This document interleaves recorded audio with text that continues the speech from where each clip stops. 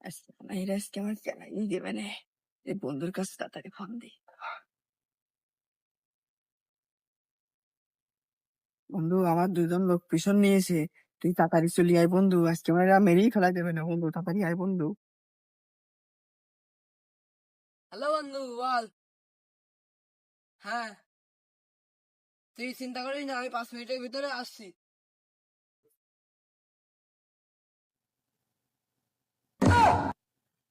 আয় আমার বন্ধু চলে এসে এবার কিনা কি করবি আয়।